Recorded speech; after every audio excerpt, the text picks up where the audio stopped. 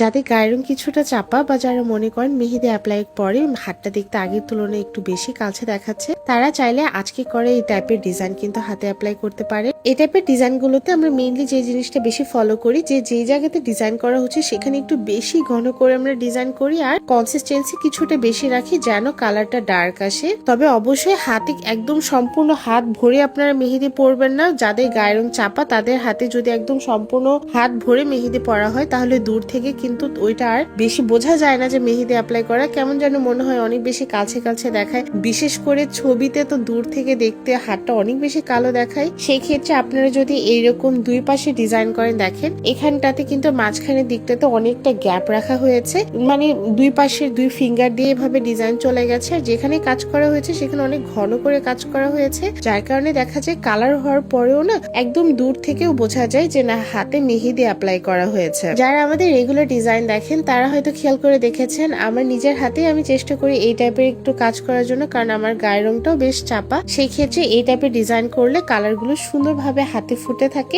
আর হাতটাও দেখতে আগের তুলনায় কালচে দেখায় না।